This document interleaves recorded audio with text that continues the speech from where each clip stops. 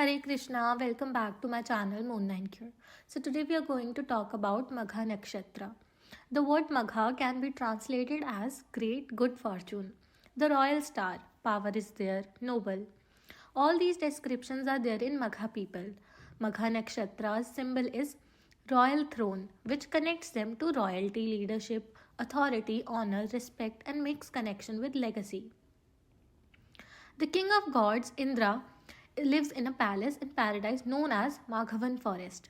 In ancient time, it is said that if one sits on the throne of king, that is the highest position of their life. That's why people used to fight for throne in ancient times.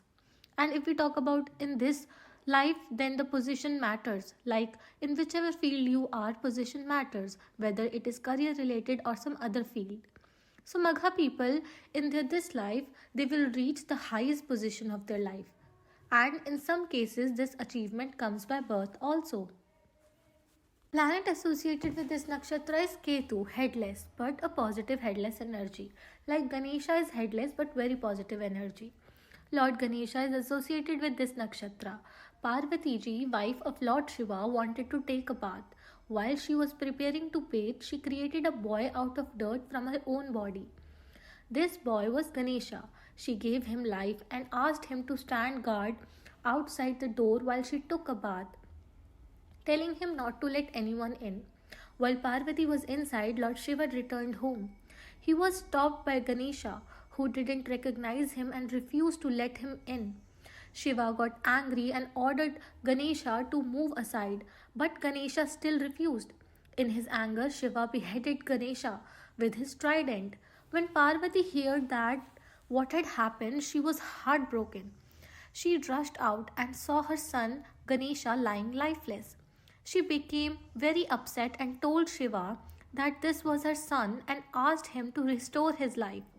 Shiva felt guilty for what he had done, but he didn't know how to bring Ganesha back. Parvati insisted that her son to be revived. To please her, Lord Shiva ordered his followers, the Ganas, to bring the head of the first living creature they could find. They quickly returned with the head of an elephant. Shiva placed the elephant's head on Ganesha's body and brought him back to life. Ganesha was now a divine being with an elephant's head and a human body. Everyone was happy and Parvati was relieved to have her son back. To make sure that Ganesha would be respected, Shiva and Parvati gave him special powers and he received boons from all gods and different deities.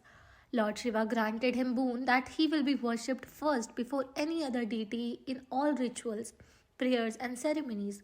So Magha people are very special to their parents and they are treated as the first in their places. Magha Nakshatra is ruled by Pitris, ancestors. So as other deities also giving boons to Ganesha, the seven sages gave Ganesha ji spiritual powers to control siddhis, hence he is called as a Siddhi Vinayak, to attain the highest spiritual powers. Saraswati gave him buddhi powers, hence he is Buddhi Vinayak, who is intelligent as well. Riddhi Vinayak, blessings by goddess Lakshmi, which shows prosperity. So as you can see how Ganesha received boons from all their people, the same way Magha Nakshatra is blessed by ancestors and have powers, blessings of the ancestors. And Ganesha ji is treated as good luck and is very auspicious. Magha Nakshatra is also very auspicious and treated as a very good luck. Magha Nakshatra shows that in this lifetime they will gain from their past actions and their ancestors. Magha people are very strong and they can't be pushed easily. It is very important for a Magha Nakshatra to be respectful and sensible after getting so much things in life. Protect people around you. Some Magha people are normal but they will work so much to reach such a level where they are respected. They have determination to do something big in this life. Magha people are very outspoken about what they want and what they don't want in life. Magha Nakshatra is connected to Pitris, forefathers, ancestors. That's why they are always cultured and attached to their roots and beliefs. Magha people are born because of their good karma. In past lives or because of ancestors' blessings, Magha people are seen as very lucky in many things. Strong connection with ancestors also show great respect for them. Magha people respect elders, and if you know, Lord Ganesha used to respect their parents a lot. The Shakti associated with this nakshatra is Tyaga Shipani Shakti, which means the power of a soul to disconnect from the physical body, the power to cut the ties with the physical body. The life of Yudhishthir is associated with this nakshatra. At the end of Mahabharata, Yudhishthir decided to give up his kingdom and all worldly pleasures. This is what Tyaga is. He chooses to focus on spiritual liberation rather than material wealth. Tyaga Shipani Shakti is the power that helps a person to detach from the world and focus on higher spiritual goals. The connection with Pitri Lokas is always there, as how Yama came as dog and helped him to reach heaven. Yama, pleased with Yudhishthir's wisdom and righteousness, blesses him. Let me tell you the story of Yudhishthir's life. Yudhishthira was the eldest of the Pandava brothers in the Mahabharata. He was known for his wisdom, truthfulness, and strong sense of justice. Born to Queen Kunti and the god of Dharma Yama, Yudhishthir was the rightful to the Kuru throne. In his early life, Yudhishthir, along with his brothers Bhim, Arjun, Nakul, and Sahadev, was raised under the guidance of their teacher Dronacharya. They grew up learning warfare, scriptures, and ethics. Despite being a skilled warrior, Yudhishthir valued peace and righteousness above all. After their father King Pandu's death, the Pandavas were forced to live with their jealous cousins, the Kauravas, led by Duryodhana. Later, Yudhishthir became the king of Indraprastha, a prosperous kingdom. However, in a fateful dice game, he was tricked by Duryodhana and his uncle Shakuni. Yudhishthir lost his kingdom, welfare, and even their wife Draupadi in the game. This led to the humiliation of Draupadi and the Pandavas, exiled for 13 years. After their exile, Yudhishthir tried to avoid war, but Duryodhana's refusal to share even a small piece of land led to a great Kurukshetra war. As the leader of the Pandavas, Yudhishthir played a crucial role in the war. Though he disliked violence, he fought to uphold dharma, righteousness. The Pandavas ultimately won the war. After the war, Yudhishthir became the king of Hastinapura also. He ruled with fairness and compassion, ensuring his well-being to everyone. Despite his success, he often reflected on the war's destruction and questioned his role in it. In his later years, Yudhishthir, along with his brothers and Draupadi, renounced the world and embarked on a journey to the Himalayas in the search of salvation. One by one, his companions passed away. Draupadi died first because she had a great partiality for Arjuna, even though they all were equal to her. Bhima second, as he ate too much and he has been boasted of his strength.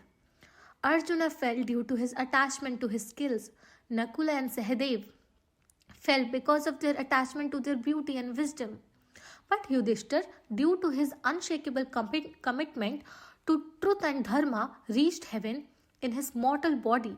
Yudhishthir's life teaches us the importance of truth, justice, and moral values, even in the face of different kind of challenges in life. So for Magha people also, they need to follow the morals while achieving big and high things in life and stay to the right path always. It is very important for Magha Nakshatra people. As Yudhishthir walked towards heaven after the death of his brothers and Draupadi, a loyal dog followed him. When he reached the gates of heaven, the god Indra appeared and invited Yudhishthir to enter. However, Indra told him the dog could not come with him. Yudhishthir refused to enter the heaven without the dog. He explained that loyalty and companion were more important than even reaching heaven. He said it was wrong to abandon a creature that trusted him. Hearing this, the dog transformed into the god of Dharma, Yama, who was testing Yudhishthir's virtue. Yama praised Yudhishthir for his righteousness and allowed him to enter heaven in his mortal body. Yama is also the father of Yudhishthir. That's how he helped him. Now, for Magha people, ancestors always help them. They themselves feel energy that saves them from any bad situation, and many energies guide them.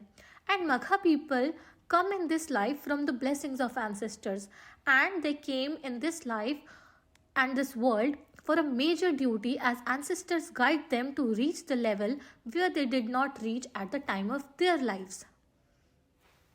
Magha people is mostly focused on Artha, which means they care a lot about making money, being successful, and gaining respect in society. They work hard to build a stable life and make sure their family is well taken care of. They are driven by the idea of achieving material success and doing what's needed to reach their goals. While they might care about other things too, their main focus is on making things work in the material world more. Magha people are too ambitious, by which they sometimes become egoistic. Magha people can avoid becoming too focused on material success is by engaging in spiritual things. These could include practices like meditation, helping others, or exploring deeper meaning of life. By focusing on spiritual growth, they can find balance, inner peace, and a sense of purpose beyond just the material ambition. Magha people need to be careful when working for success. They should try not to hurt others while reaching their goals. It's important to stay fair, honest, and kind. This way, they can achieve success without causing harm and stay on the right path.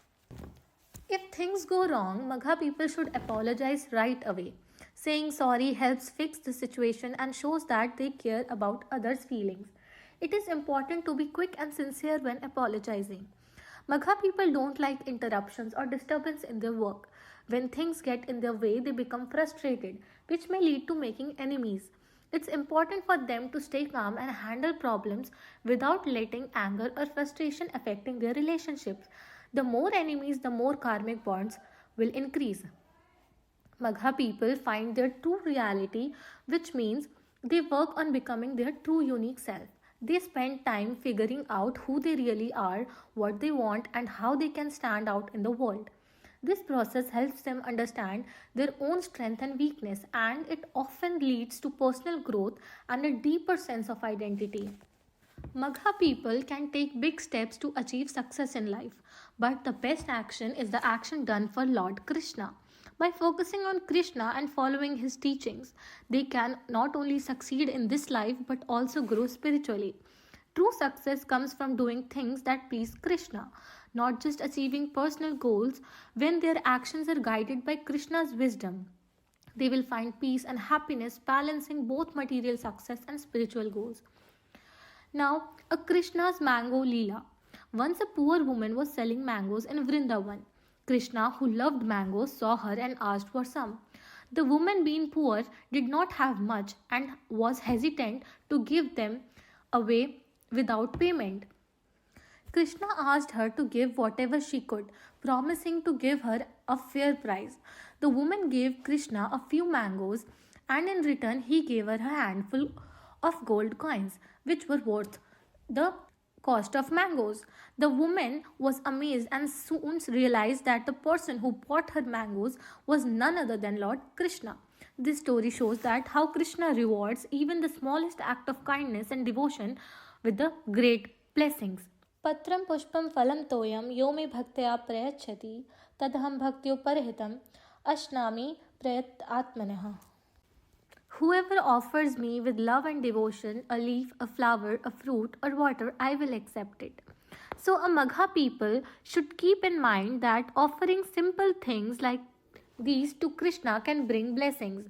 It's not the material value of the offering that matters, but the devotion behind it. By offering these with love, they can purify their hearts, help their ancestors, and move closer to Lord Krishna. This practice of devotion can bring peace to the family and help in spiritual progress. Magha people came in this world for a major duty as ancestors guide them to reach the level where they did not reach at the time of their lives. We all know that how Prahlada was a great devotee of Krishna who is saved from any bad situations by Lord Krishna. Prahlad Maharaj was a great devotee of Krishna, and when his father Hiranyakashipu, who was enemy, who was killed by Lord Narasimha, Prahlada did not ask for anything for himself. Instead, he prayed for his father's liberation.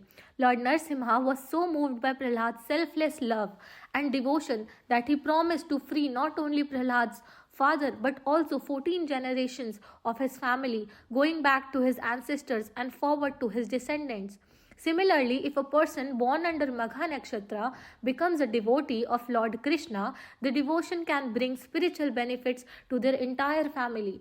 By sincerely chanting Krishna's name and practicing devotion, they can help their 14 generation, past, present, future, attain spiritual peace and liberation. So just like Prahlad Maharaj, devotion saved his family, a Magha person's devotion to Krishna can save and uplift their entire family lineage for many generations. If one becomes a devotee of Krishna, you get Krishna's mercy, and you and your all 14 generation gets liberated from all material bonding. So you can liberate your ancestors. What else a person can do for ancestors? This is the biggest achievement. Hare Krishna, Krishna Krishna, Hare Hare, Hare Rama, Rama Rama, Hare Hare. Hari Bol. Hare Krishna. So that's all for now. If you guys need any personal readings, you guys can message me directly on Instagram or on WhatsApp. Hari Bol.